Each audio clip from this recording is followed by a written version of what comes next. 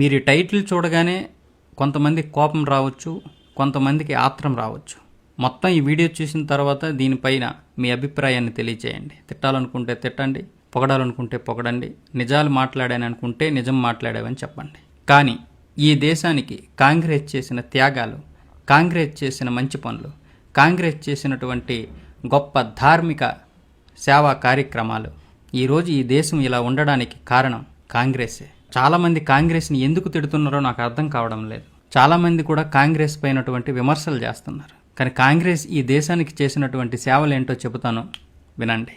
21 లక్షల మంది హిందువులను చంపిన తర్వాత కూడా పాకుకు 65 కోట్ల రూపాయలు ఇచ్చినటువంటి పార్టీ, మత ప్రాతిపదికగా పంపకం చేసినప్పటికీ 7 కోట్ల ముస్లింలను ఈ దేశంలోనే ఉంచినటువంటి పార్టీ, హిందువులు లేని కాశ్మీరును తయారు చేసింది, సెక్యులర్ పదాన్ని రాజ్యాంగంలో చేర్పించింది, 8 రాష్ట్రాలలో హిందువులను అల్పసంఖ్యాకులుగా చేసింది, ఏఎంయూలో ముస్లిం పదాన్ని చేర్చింది, బీహెచ్ఈలో హిందూ పదాన్ని చేర్చడానికి వ్యతిరేకించింది, కాశ్మీర్ సమస్యను జటిలం చేసింది, జేకేలో చట్టం నందలి సెక్షన్ 35A 370లను పెట్టింది, పట్టుబడిన 93,000 పాక్ సైనికులను వదిలిపెట్టి జయింపబడిన POKను తిరిగి గిఫ్ట్గా ఇచ్చేసింది, 90,000 స్క్వేర్ కిలోమీటర్లతో పాటు కైలాస మానస సరోవరంను చైనాకు అప్పగించింది, జేకేలో రోహింగ్యాలకు పునరావాసం కల్పించింది, బంగ్లాదేశీ ముస్లింలను దేశంలో చొప్పించి ఓటు బ్యాంకు పెంచుకుంది, ఎన్ఆర్సీని వ్యతిరేకించింది, దేశ ద్రోహులను రక్షించడానికి రాత్రి 2 గంటలకు సుప్రీంకోర్టును తెరిపించింది, 2,700 సిక్కులను హత్యాకాండ చేసింది, దూరదర్శన్లో సత్యం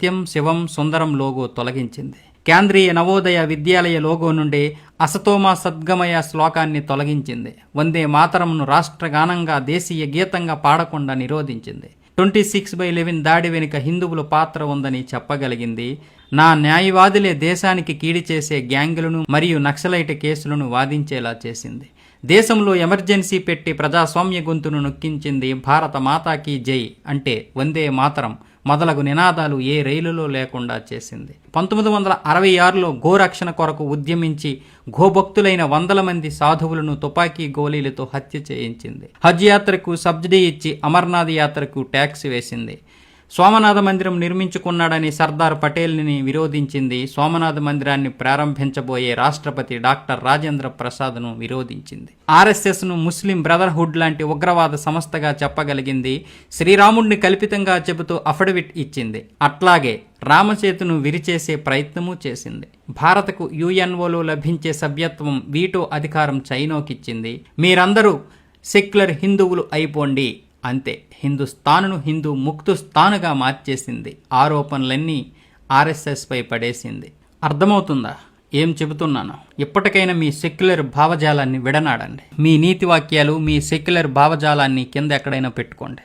బంగ్లాదేశ్లో ఏం జరుగుతుందో తెలుసుకోండి, పాకిస్తాన్లో ఏం జరుగుతుందో తెలుసుకోండి, అంతెందుకు మన దేశంలో ఏం జరుగుతుందో తెలుసుకోండి. పనికిరాని మీటింగులు ఎట్టుకుంటూ పనికిరాని విషయాల గురించి మాట్లాడుకునే మీరు ఈ దేశ సనాతన సంస్కృతి ఏ విధంగా నాశనం చేయబడుతుందో తెలుసుకోలేకపోతున్నారు.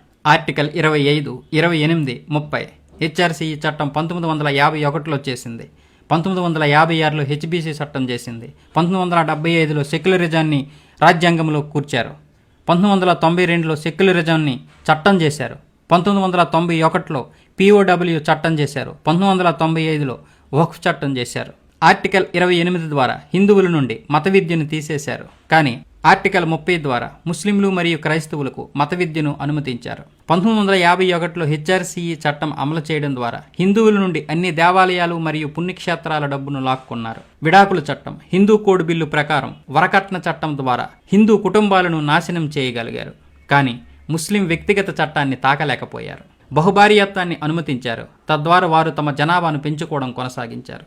ముస్లిం అబ్బాయిలు హిందూ అమ్మాయిలను సులభంగా పెళ్లి చేసుకోవడానికి వీలుగా 1954లో ప్రత్యేక వివాహ చట్టం తీసుకొచ్చారు.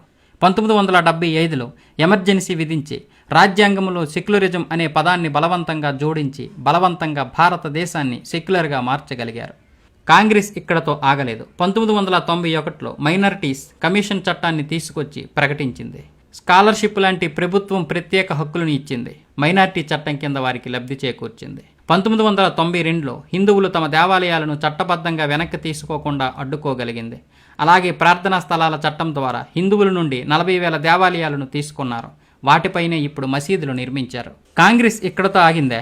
1995లో ముస్లింలకు ఏదైనా భూమిని క్లెయిమ్ చేసుకునే హక్కును కల్పించింది. వక్ఫ్ చట్టం ద్వారా హిందువుల భూమిని లాక్కొని భారతదేశంలో ముస్లింలను 2వ అతిపెద్ద భూ యజమానులుగా చేసింది. 2007లో ఎస్సీలోని రామసేతు అఫిడవిట్లో శ్రీరాముని ఉనికిని తిరస్కరించగలిగింది. అలాగే 2009లో కాంగ్రెస్ కాషాయ తీవ్రవాదం అనే పదాన్ని రూపొందించడం ద్వారా హిందూ మతాన్ని తీవ్రవాద మతంగా ప్రకటించినప్పుడు హిందూ వ్యతిరేక క్రూసెడ్లో పీక్ పాయింట్గా మారింది. కాంగ్రెస్ క్రమంగా మరియు తెలివిగా హిందువులను బహిర్గతం చేస్తూనే ఉంది.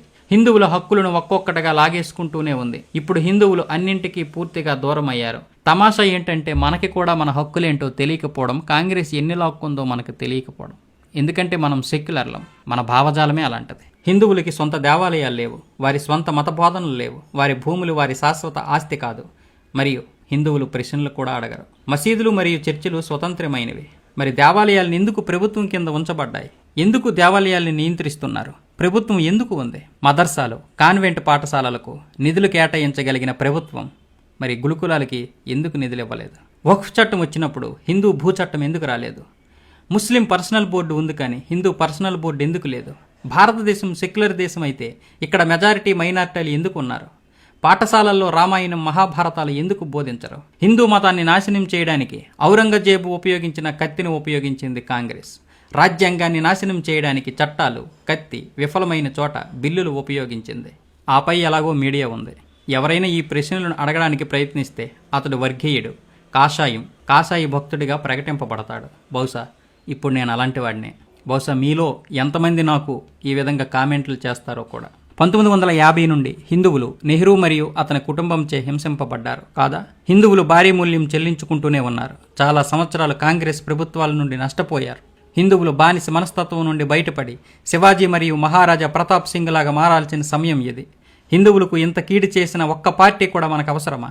నిందల కాంగ్రెస్పై మాత్రమే ఉండకూడదు.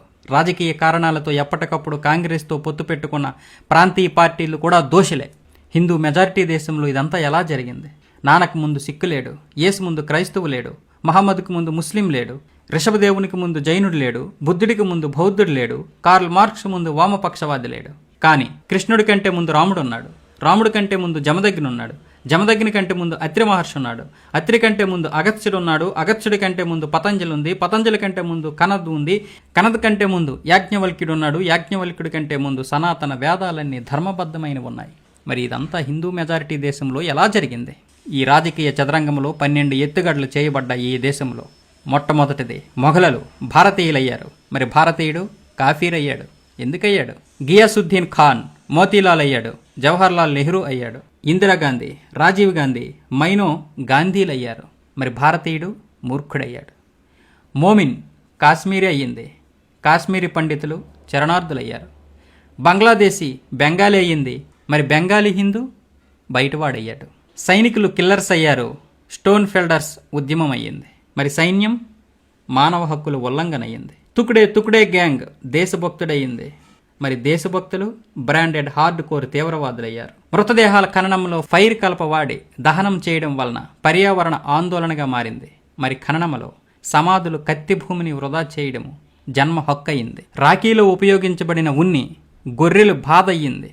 మరి బక్రీదులో వేలాది మేకల వధ స్వతంత్రం అయ్యింది. బుజ్జగింపు సెక్యులర్ అయ్యింది, సారూప్యత కమ్యూనల్ అయ్యింది.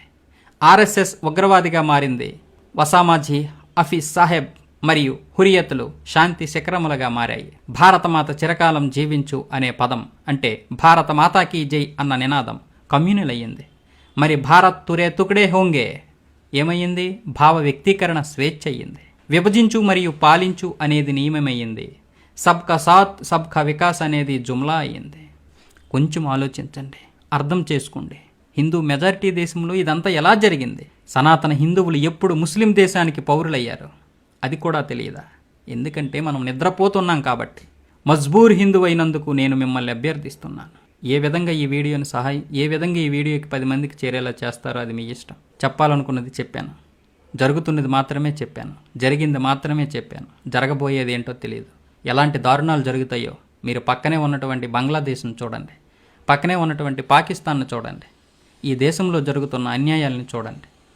నిజమేంటో మీకు తెలుస్తుంది.